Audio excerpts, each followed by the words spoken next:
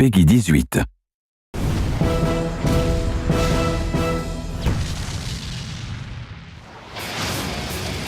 didn't really have any expectation it would hit as big as it did. I mean, obviously when you make these things, you have a lot of passion and a lot of expectations for it, but the way it took off was way beyond our expectations. Doom was out, and Apogee also had their own Rise of the Triad game, and just a ton of other 3D games like that. So that's where it was decided to take Duke 3D.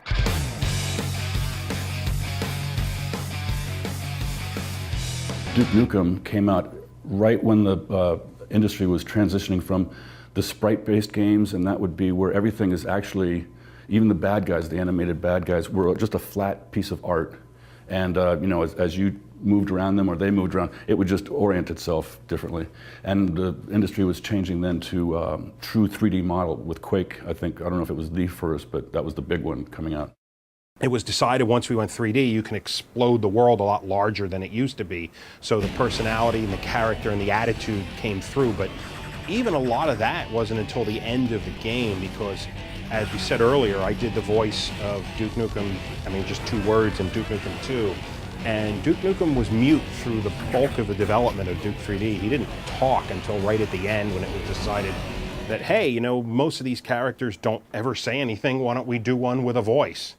I was approached by a casting director in San Diego, where I live, who was in touch with George Broussard.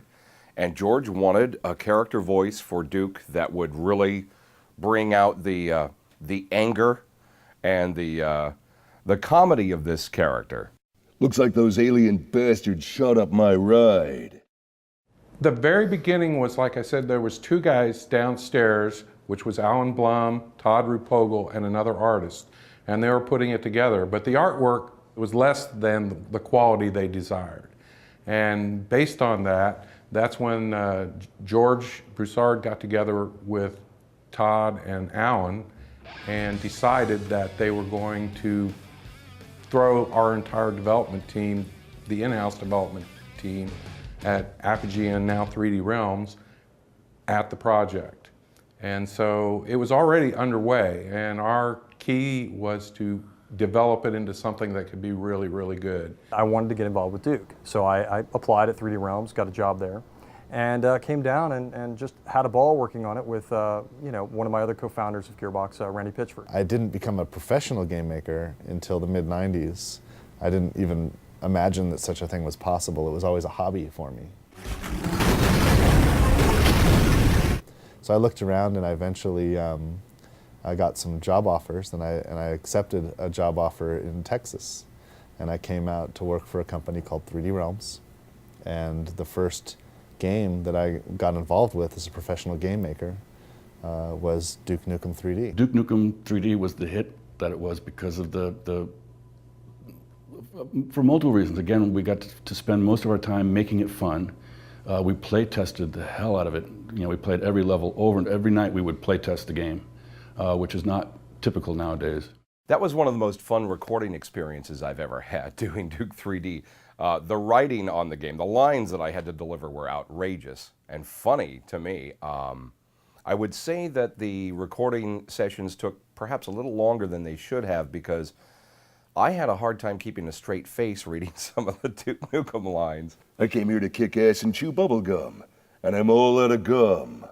We would sit around and somebody would have an idea about, oh, it'd be cool if he said this, or it'd be wonderful if he went ahead and shot this Mickey Mouse character, or I shouldn't say Mickey Mouse, a mouse-type character at an amusement park, or something like that, and then say, man, that was annoying. Almost all of the really good ideas would start, we'd all either smoke breaks or while we're eating, someone would have a little spark of an idea, and then a second person would add to it, 5 minutes later, think, oh, you know what else? And then the third person, and once that third person had added their part, the idea was just like, yeah, we got to do that. And as I recall, I'm not sure exactly if I remember correctly, but that was how somebody thought to have this lizard monster drop poop every once in a while, and then we have Duke Nukem, when he steps in it, he'll leave footprints. And then that turned into the footprints that we used quite a bit for stepping in anything.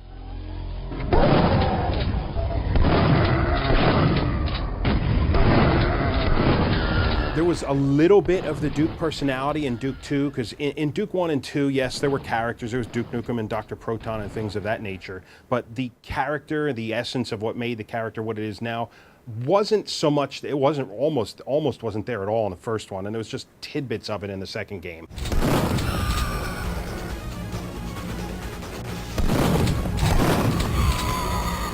Come get some. How much of Duke is in you? Well, every time I go to the bathroom, I realize that I get about 10 points of health, and I always, much better. Oh, yeah. We didn't know precisely what we had with that game. We knew it was good, but there's lots of good games that never take off, and it just took off. George Broussard and Scott Miller, who were the owners of Apogee, a publishing company, and 3D Realms, a label that launched Duke 3D.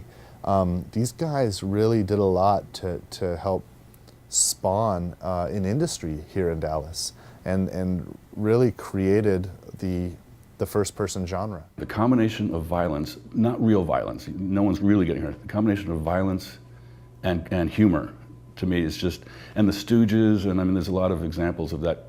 I'm not sure why that blend is so good, but particularly for me, I liked it. So I knew all along that the game was going to do well. Oh, I didn't know it was going to do well, but I knew we had a hit. It's just really nice to see seeds that are planted grow into what it's become.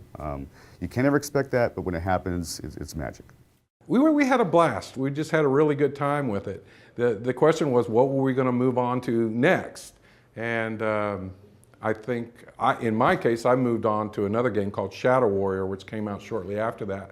But Alan and Todd and a few other people, basically they were already delving into the next project, which was Duke Nukem Forever.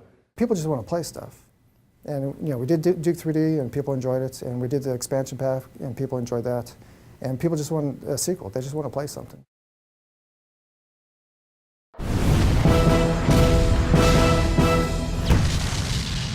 Come get some.